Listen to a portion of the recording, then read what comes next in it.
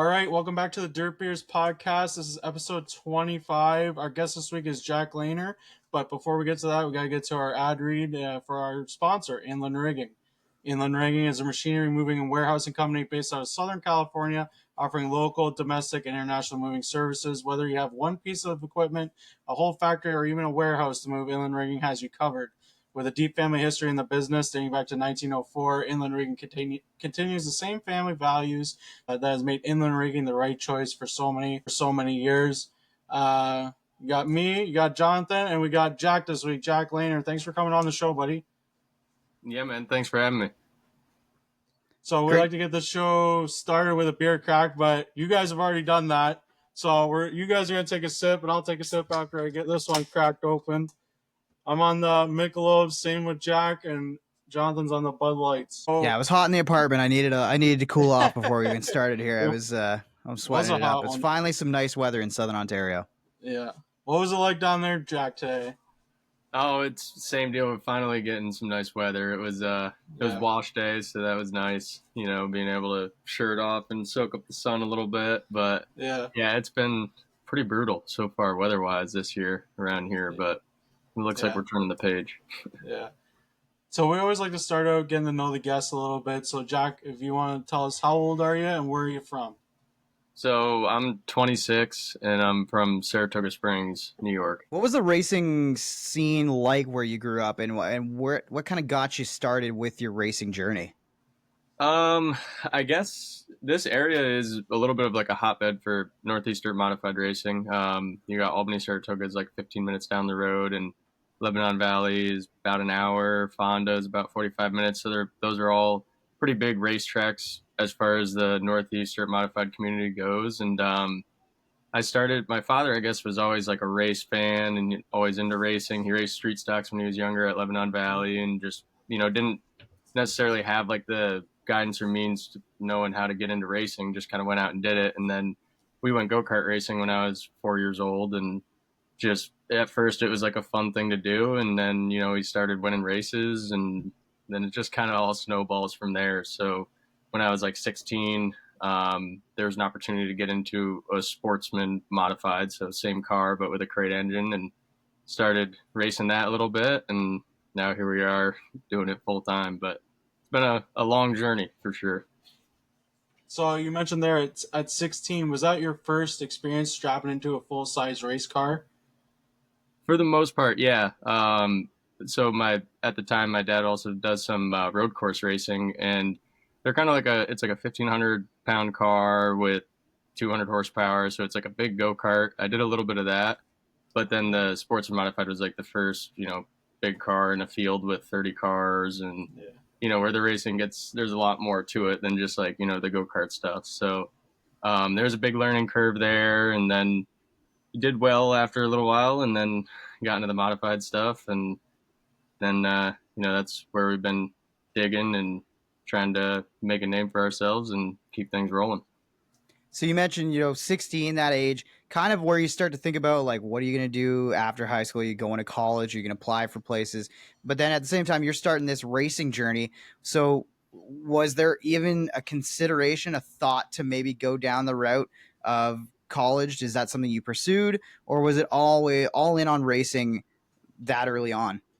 Yeah, so I got my degree.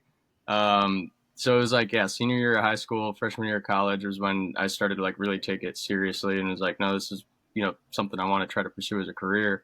And so my first year of college, I went to Geneseo, which was about 5 hours away from home, and that was probably like the ideal college for me to go to, but it wasn't really working out with the racing. There's a lot of driving back and forth. So I transferred to Siena, closer to home, and commuted back and forth. And then actually with COVID hit like I think the end of my sophomore year in college, that made things easier because a lot of it was online and we were able to race. And so it was like my mom's thing, go to college, get your degree, made sure we did that. But I definitely was focused on the racing stuff, kind of knew that that's what I wanted to do about high school time.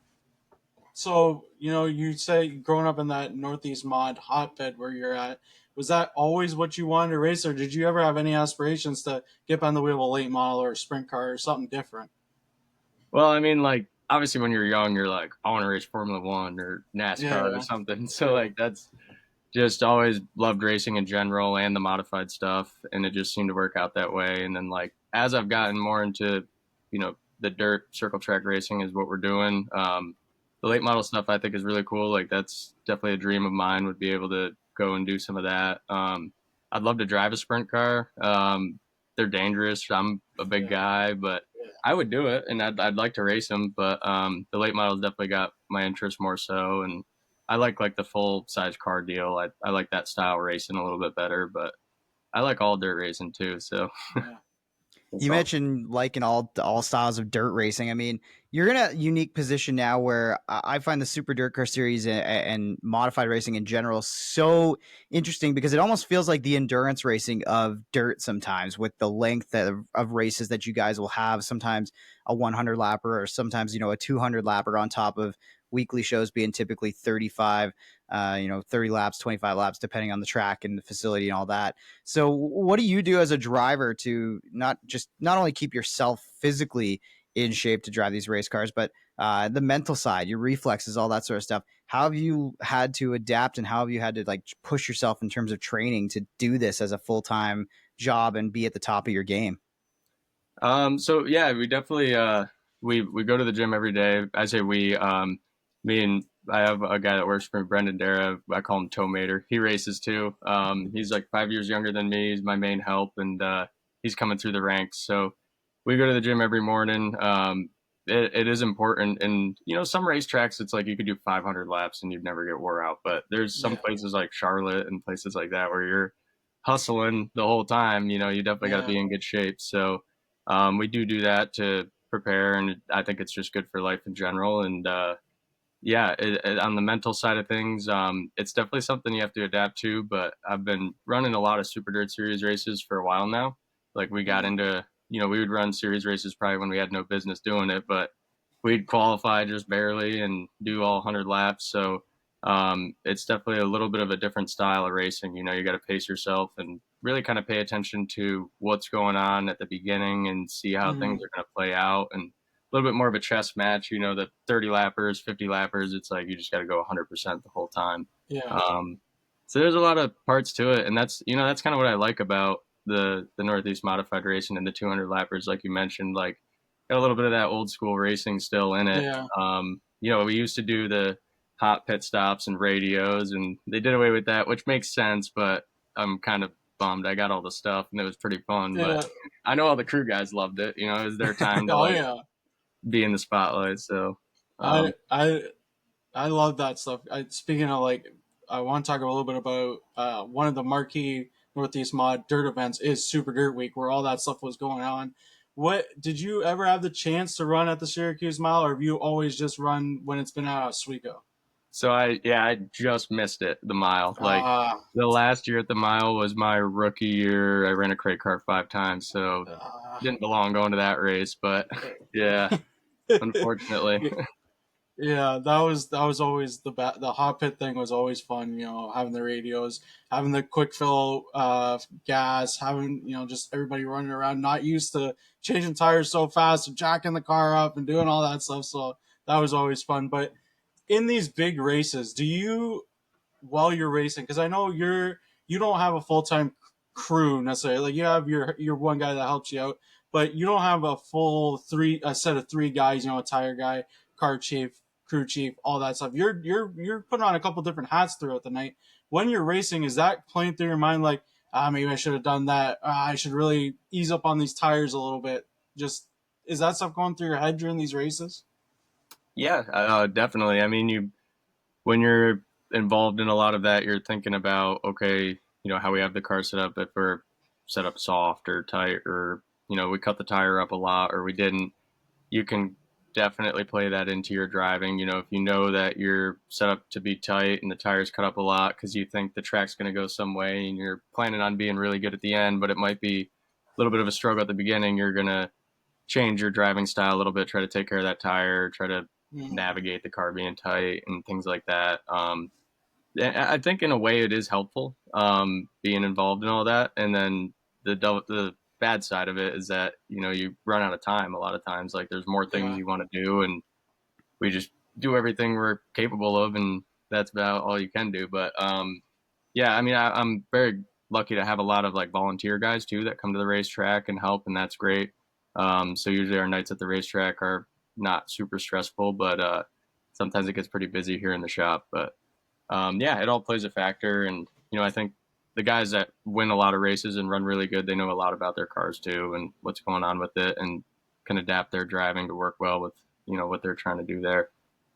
So when it comes to that preparation and having to wear multiple hats, what have you found is the most important thing, or the thing that you key on the most, that you have to make sure is number one on the list of priorities heading into the weekend? I guess number one is making sure the car doesn't fall apart. You can make Fair sure enough. you can have all this trick stuff and be fast as hell, but if you don't finish, so that's number one. I mean, motor maintenance is number one. Anything to do with the engine is like, and I think that's across the board for all teams. Like they're keying on that because they're a lot of money and it doesn't take much to have something go wrong. But like general stuff, I think organization is a huge thing. The better that we organize ourselves and set ourselves up, we're able to get a lot more done in a certain period of time, or we're able to be a lot more prepared without having to spend as many hours getting that prepared. Just having tires. The one thing that's tricky is like my stuff we run on Hoosiers, and then the short track Super Series stuff we run on American Racers. So that's a whole different tire compounds. There's various compounds between both. So we've gotten to the point where we're set up with different wheels and we have like a system down, and just organizing all the tires is like a full-time job in dirt racing. But yeah, I think the organization aspect, like we've gotten a lot better with that recent years, and that's made things a lot easier when you're racing 4 or 5 times a week. So, talking about your week, what does your typical week during race season look like? Take us through your Monday to Sunday. Well, I guess it depends on the schedule. Usually we'll have like a series race somewhere Tuesday, Wednesday, sometimes a couple, but we'll go race somewhere on a Tuesday, and then obviously we have our scheduled like Friday nights at Malta, Saturday nights at Fonda, and very often we're racing somewhere on Sunday. So a lot of times Monday is like, all right, wash day, get everything out. We probably have multiple cars to wash. Usually we try to wash tires after that race instantly. So usually that's all done. We just feel like it's important to get them clean first. So wash all the cars, wash the truck and trailer, get everything clean, set up, organized. Usually the shop's a little messy, get that all cleaned up, organized. And then, Monday nights, like get the schedule going for the week, what needs what, customer work. Usually there's a customer car will come in here. There's some shocks from the weekend that need to be fixed, or some panels that need to be made up that got wrecked. So get that stuff taken care of, merchandise orders, that stuff too. That's kind of like a Monday night, Tuesday morning deal. And then try to get everything ready, and usually we're headed somewhere, and it varies. Sometimes we get a stretch of a couple days where we can really get everything ready to go, and then there's a stretch where we're just racing, and we get done with that car, put it in the corner, pull the other one out, and hit the next track. So yeah, it's always changing, but we've been able to get a system going where it's been a lot easier the recent years for sure. I wanted to ask about the end of last season for you, because you guys really seemed to catch fire towards the end of 2024, and that propelled you to a fantastic finish in the standings.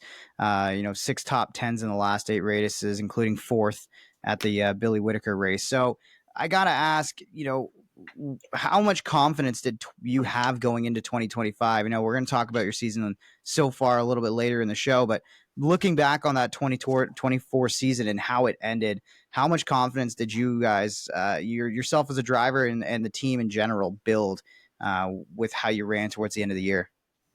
Definitely a ton. I feel like last year was a little bit of like when everything felt like it was coming together. So like, finally for a while, I think we were punching above our weight. We didn't really have the resources to do what we were doing, but we were just trying to make it all happen. And then last year it felt like, we really, stuff was coming together. We had the equipment we needed. We were hitting on some things. Everything was gelling. So that definitely gave us a lot of confidence going into this year. And, I think the beginning of the year, like we always do sometimes, is try to get better and end up getting a little worse, and navigating through that. And now we've kind of landed on back to the stuff that we were at last year. And I feel like we picked up a lot of speed, and we've clicked off some good results, but I feel like the best is yet to come. Hopefully, we've had Mhm. some bad luck here and there, and just missed opportunities, and probably should have had a really good chance to win Friday night, and I hit the inside wall halfway through and kind of killed my night, and that's on me. But so now, I feel like things are starting to roll good, and just keep building on the momentum from last year and keep on going forward. So I want to give you a little bit of time to talk about your business, like you mentioned a little bit before, and what you do. So, are you taking in customer cars and doing like setup, body work, all that stuff? People can bring you cars and do that. Yeah, yeah. So it's pretty much anything. We do a lot of, like, in the wintertime, building a lot of bodies for customers. We obviously do like the shock service. We sell shocks, rebuild, valve, and usually when we're doing that, those customers get on our program of springs and just general setup. And we offer where customers can bring cars here, and we'll do a full scale, just make sure everything's where it's got to be, and you know basically whatever we could do to help other racers with the resources we have and the knowledge we have to help fund our program is the whole idea. But Let's get into some of the fun stuff here. I want to start with race day superstitions. I mean, everybody seems to have them. We talked to a lot of different drivers on the show, and they've always got something. Now, whether they've kept up on it is a different story, but I got to ask you, Jack, have you had race day superstitions in the past? Do you continue on with those superstitions? What's it like right now? What's a race day superstition that you may have had at one point? gosh, I don't know.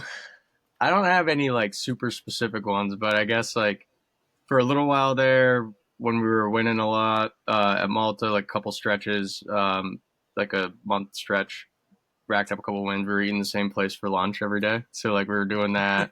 Um, and then like I do have like a couple pairs of underwear that are like my favorite ones. My nice ones. Those are race day Yeah. underwear. I don't know. I don't have anything super. I always like to do like the setup stuff on the car on race day. I Okay. could be ready to do it the night before, but I wait because I like it to be fresh in my Yeah. mind. Yeah.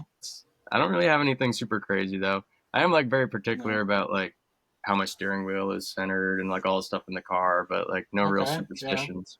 Okay. Well, What's Beef, the I think weirdest one we. that you guys have heard on here? Oh, you know what? That's a good Oh, that's a question. good question.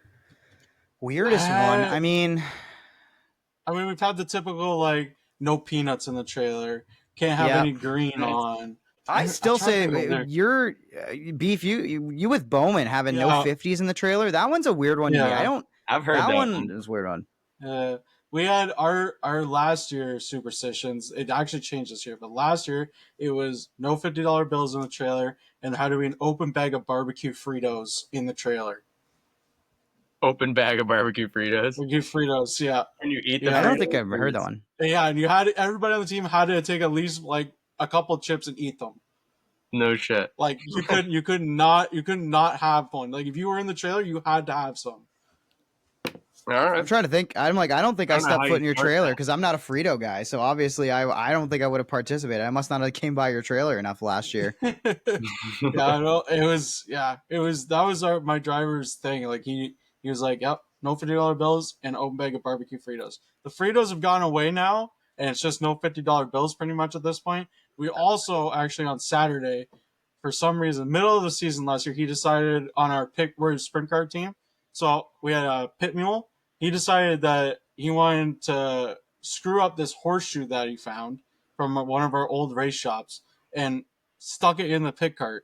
I'm like, we haven't been running the best at the beginning of this season, so I'm like, we're getting rid of this fucking thing. You got to get So I rid of took that it off. one. I You took gotta it get off rid on of that. Saturday. I'm like, get this thing as far away from the trailer as fucking possible. I mean, Well, we it worked didn't out for win. you guys. You had a what, third place run on Yeah, Saturday? third better than what we have been. So I will say I got a funny that reminded me. I got a funny story from a couple years ago. We were all hanging out. I think I was with Max at the time, and like we had ended up after the bars. We were getting like some late night food and ran into like some crackhead, and he gave me like a coin that was like supposed to be some special coin yeah, or yeah, something. So like yeah, whatever, bring it home, like put it up in the shop, like this is our good luck charm. It's like a joke or whatever. We were like yeah. running like shit. I think I blew up two motors, like totaled the car. Like, I was like, we got to get rid of this corn. I threw the thing out. He put the That's I think hex that's on some you. bad juju on it. Yeah. Yeah, for real. I don't know if that was I don't know what that coin was, but that thing was definitely cursed by somebody. I Yeah, mean, I don't know. I always found the green car funny, and I didn't want to believe in it. But like even as a NASCAR guy, like the hardest hit I ever watched Jeff Gordon, my driver hit, was in that Nicorette green car in Vegas, right? Like there is something to some of these trends. Like there's enough People do reason to talk about believe the green sometimes. thing. Yeah, I've heard the green Yeah. thing a lot. No green. Yeah. I don't know. It's sometimes it's like you can't believe that something like that does it. I think it's just your mindset, really. Like you think like, oh, it's got to be this. Let's get rid of this. Like, and then all of a sudden you're like, oh, thank God it's gone. And then you run pretty good. And you're like, It's oh, just that by had to be it. chance. Yeah. Yeah. Yeah, that monkey just But, comes off the back, right? anyway, What have you been dragging around with you? I do have to ask, Jack. You mentioned yeah. that restaurant before the Malta thing. Was it the same meal every single time, or did you change up different stuff on the menu each time? Same meal, and like I only get the one thing from this place. It's like a deli, and it's like Oh, the okay. the chicken soft tacos. Like I've been getting them forever, and they are Yeah. pretty badass. So it's not a bad pre-race day meal. Yeah. Nice. There we go. That's There we good. go. Well, beef, should we rip the top here? Should we put him through Yeah. the put him through the ringer here on the This, stopwatch? yeah. So this is our favorite part of the show. Is our ripping the top segment, Jack. So it's 4 rapid fire questions, and they're all food and drink related, and you got to answer them as fast as possible. All right, 10-4. Okay. So I'm gonna start the timer, and or I'll start the timer after I ask the first question. Or yeah, I'll start the timer, ask the first question, and as soon as you answer, I'll move on to the next one. Our fast time still is Ava Payton at an 18-second flat to answer all 4 questions. So that's the Okay. time you're looking to beat. All right. And there's some other people That's up here that with some doesn't seem pretty that decent hard. times. I it doesn't, You but say no, that. there's We'll only been see. one person. One person has gotten close, and it was an 18-3. Everybody else is at least 20 or above. All right, let's see. So, all right, okay, are you ready? Yes, sir. Okay, 3, 2, 1. Favorite beer or drink? Mick Ultra Favorite truck stop snack and drink combo? loves the beef jerky from Loves and a Celsius. Top 3 pizza toppings? Pepperoni, pineapple, and ham. Does that count as 2 for 3? Favorite Salsa. wing flavor? Buffalo. Those are some long answers. I'm sorry, Jack. I felt that. I was like, you got detailed? We can't have details, man. Yeah. Well, you said truck stop, drink, and snack combo. So then I was like, Yeah. oh, fuck, Loves the beef jerky and shit. Yeah. So you clocked in at 24-6. Dang, solid 6 seconds off the pace. Yeah. That's But fine. that's Not okay. the worst. I feel like we've had a worse think, time. I do not think you're the worst time, so don't feel too bad about it. No, Yeah, our we're gonna- worst time was Caleb Montgomery from California at 31-5. All right, so we're right so in the you're middle. doing Then. pretty good instead. Yeah. You know what it is? That second question, it's like a tricky turn too. It's like when you go to one of those tracks and it's just got one of those turns that's just a problem turn all night long. That It, second question is our problem. Like the wall tightens up at some point. Yeah, like all exactly. like coming off a 2 at all tech on the top. Oh my god, yeah. That's the perfect way to describe it. Wow. We're going to have to jot that one down, Beef. Yeah. Everybody ever asks, yeah, turn 2 is inspired by Alltech. Yeah. This has been a lot of fun, dude. I gotta ask though, now that you're into the 2025 season, what's it feeling like? 26 features under your belt, 7 top 5s, 12 top 10s. You're going full time with the Super Dirt Car Series. What's 2025 feeling like thus far for you guys? Yeah, I guess like I said earlier, like a little bit of like not necessarily clicking off the results that I feel like we have more speed than the results that we've shown. Yeah, a lot of missed opportunities and just, maybe like we were messing around with a couple of different things on the car and finally gave up on that and got better. So I do feel like it's been a little bit of, I don't want to say a rocky start, but just, not necessarily what we're looking for, but I do feel like we've already kind of turned that ship around a little bit and, excited to get rolling in the summer here. We've had a lot of rainouts too, which has made things tough. I mean, it's hard to get in a rhythm. I feel like I do a lot better, and us as a team do a lot better when we race consistently. So you can go with something, race it, Yeah. get better. When you're off for a couple weeks and then try to race 3 days in a row, it's like you're kind of out of the rhythm a little bit. So looking forward to getting racing a lot more, and it's going to get busy pretty soon here, and I feel like we're geared up pretty good, and I feel like all our cars are fast. So yeah, I'm excited for I wouldn't say, I guess the next 2/3 of the season. Yeah. So give us a little, insight on being somebody that is an owner and the driver of their race team. You see some other guys on the Super Dark Car Series that drive 4 teams, and then there's the guys like you that own mostly all your stuff, run it all, take care of it. What's that like? Running a national tour schedule and taking care of it all on your own. It's definitely tough. It's tough just to clear the hump on its own, like be able to afford to do it financially. And then on the other side of it, I mean, you try not to let it affect you at all, but it's tough to battle that. If the track's a little rough and you got to run through that hole wide open and qualifying and you own the car and you're spiking the motor or whatever, Yeah. it's like you cringe a little more when you're footing the bill on it, that's for sure, but it's what you got to do, or else you're going to be mid-pack. So that's definitely a little bit of a battle. I feel like, but it's been better now that we have some equipment in the garage. Got some people behind us. You feel like you got a little more of a base set. So um, it's a hustle. It's cool. I do like owning all my own stuff because I can make the decision of what we need to do or where we need to go with the equipment or whatever that case may be. So that's a positive to it. But yeah, it's definitely a challenge. I do like when I get to drive for somebody else. It's a little bit nicer. And being an owner too, it's not just about having stake in the race car itself, but you also have a stake in the series, so to speak, as well by fielding a race car in it. So when it comes to the Super Dirt Car Series right now, how do you evaluate where the Super Dirt Car Series is at and the schedule it has? Do you guys need to be racing more? Do you need to expand a little bit further across the Northeast?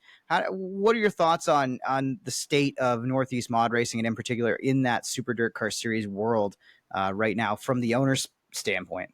Well, yeah, I mean that's a really good point. Obviously, as this has progressed, it's like I've built up a lot of value and a lot of equipment here, and it's like if this racing thing goes away or dies off, like we're Yeah. stuck with all this worthless stuff, So not that I think that's going to happen, but that's definitely a thought that goes through your head. And I do think that the Super Dirt Series is doing a good job of trying to get us a little further away from, for a little while there, like we were racing just a lot in the same 5 hour bubble, I guess, and then doing our, Volusia and Charlotte. But, they're making an effort to go to Delaware and New Jersey more. And, we go to Canada, which is good. And doing that swing there. And I'd like to do more of that. And I don't think anyone minds going 8, 9, 10 hours away if we can string 2, 3, 4 races together with that swing. So I'd like to see, less of a singular show at Ransomville. For me, that's far. But for other people, they can name whichever one. When you got to go 5 hours away on a Tuesday night for one race is a little bit of a pain in the ass. I like to string together like that Summerfest deal that they're doing is good, and their parents sharing with Ransomville, that's good. Get out to Sharon, that's a great track. I'm excited to go there, and then come home and hit Ransomville. If they could even get another one in there like Raceway 7 or something, that would be great.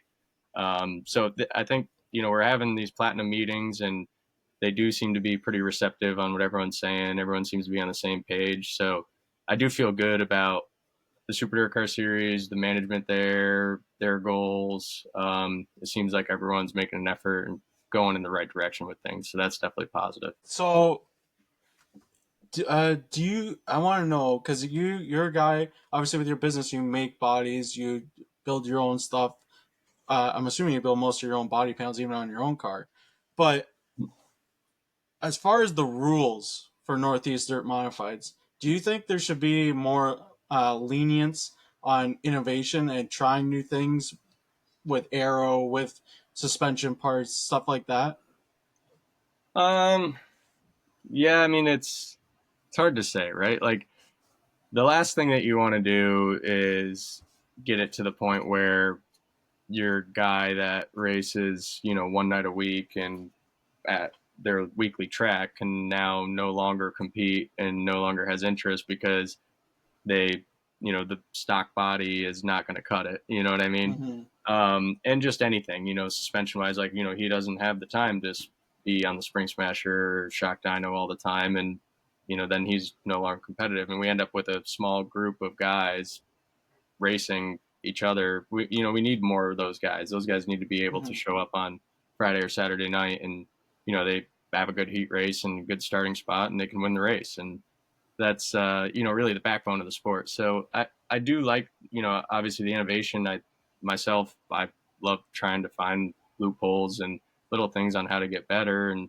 am responsible for some rules in the rule book now, which is cool. I like that. So, yeah, it's a fine line there. I think they kind of do a good job towing that line. Like there's some things that we can do and that are legal, but they try to, keep us within the same box where somebody can go and buy the right stuff to be competitive. And I think it needs to be available to any consumer, or else you get too small of a group of people that there's some things that they could work on, like there's some rules that make it harder. So like for the longest time we weren't allowed to run lockout nuts, so then everybody had spring dividers that were machined an 1/8 inch different to act like a lockout nut. Well, now that's screwing the guy that the weekend guy, he's where he could just have a lockout nut, he could move up or down, so I do think there's some things that could be adjusted in that sense too. But overall I think like the state of dirt modified rule books and everything is in a decent spot. I think the tech could be a little bit better, but I also don't really think anybody that's winning all the time is cheating right now. So, there's only so much you can do. So, yeah, I don't know. You could It go does on feel like a on more topic. Yeah, I was gonna say it feels like a more balanced year in general. I can't remember who I was talking to, somebody at maybe my local racetrack or something, and we were talking about the big blocks and the Super Dirt Car Series, and they mentioned they're tired of seeing the Williamsons, the Shepherds, these guys just all they do is show up with speed off the truck, qualify well, then they start up front, and there's not really any challenge, and there's not really a great race up front sometimes depending on the racetrack. And they mentioned to me like, why can't it be like our local Saturday nights where there's handicapping? For you just said it, this is the backbone of the series and of the sport, is that you need to unload with speed, you need to qualify at the front, and you need to race your way towards the front at the heats. What is your response to somebody out there who's wondering why they can't see handicapping in a Super Dirt Car Series event the same way they do at their local program on a Saturday night? The problem with that is like, and first of all, I mean, I think with the local racing, they should get rid of handicapping and just do a draw, because then you're going to have your nights good or bad one way or the other. The handicapping just sometimes creates chaos, which is excitement, but costs money, and the weekly races don't pay a lot of money. So, and then to respond to your question, like for the Super Dirt Car Series stuff, I mean, a lot of times there's a lot of money on the line, and there's a lot of people involved that's their livelihood. So to handicap them for doing well, to take their chance away at making money, I think isn't correct for a race like that. I mean, it's supposed to be the premier series of our style cars. It should be straight up qualifying. I'm okay with the redraw. That's a standard across dirt racing in general. But yeah, I mean, I think it has to be time trials. They tried doing some inverts with the heat race stuff to try to make the heat races more exciting, but again, what if you set quick time and you're inverted fourth and you get crashed and, you don't deserve to be in that spot. I think sometimes they can do those inverts for special races and it makes sense, but to try to spice up the heat races. But for the Premier Series, when you're racing for 10,000 to win, I think it needs to be regular qualifying for sure. Yeah, I would agree with that.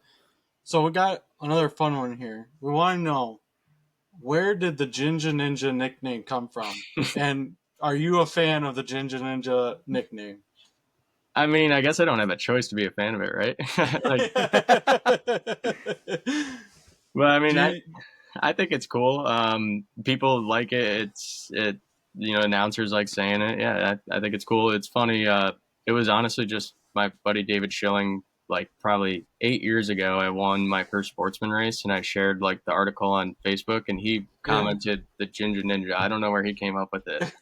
Like everybody, it blew up, and then our local announcer Dan Martin at Albany Saratoga started using it, and then it just got traction from there. And now we got it on all the merchandise and stuff. Yeah. So it's cool to have something like that. I think it's fun, you know. But it's funny how like that one thing, and now it's become a thing. But Yeah. yeah. One more for me here, and it's one that I like to ask all the drivers that we have on the show, and really anybody. But what's the one dirt event that you haven't gotten to be a part of yet, or gotten to go and witness in person that you want to make sure that you get to at some point? Probably the World 100. I would say like I would love to be a part of it. But even just to be there and you know watch it, I've never you know it's all we're always racing somewhere, so that's what makes it difficult. But yeah, that or the dream. I mean, just any you know big late model race at Eldora for me. Yeah. There's one that actually. Sorry. Go ahead, Beef. I was just gonna ask, did you ever get the chance to run at Eldora when the mods were there? I did in 2019, which was awesome that I got to. Yeah. And I'm like, man, I'd love to go back there now because I was so green back then that like I didn't get the full experience, you know. Yeah.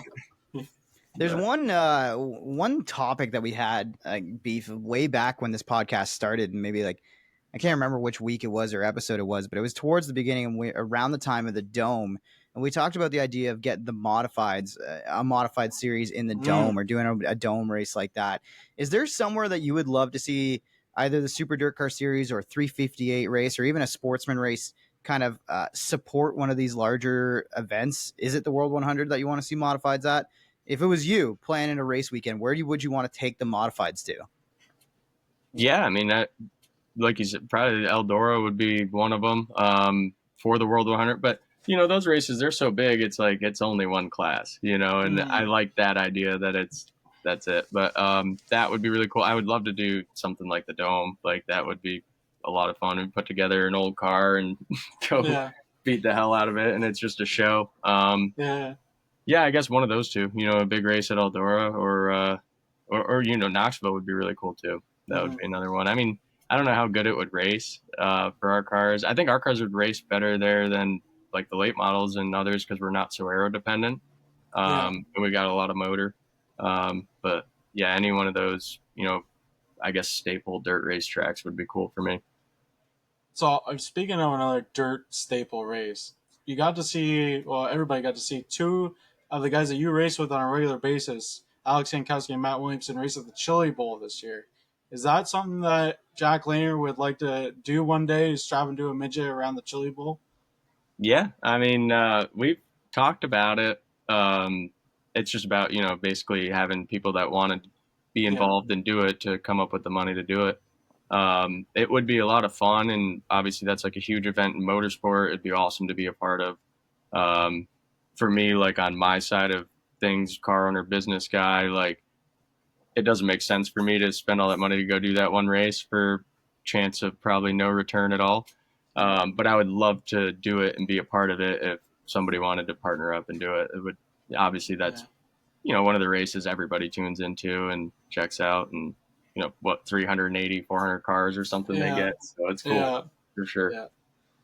All right, well, we'll get you out of here on this one, and it's the interest outside of racing. What does, I mean, a car owner, a driver, a mechanic, a crew chief, what do you possibly have time to do outside of the racing world to kind of have a hobby or an interest outside of racing? Yeah, honestly, not a whole lot. Racing takes up a lot of it. I do like to play golf when I get the chance to.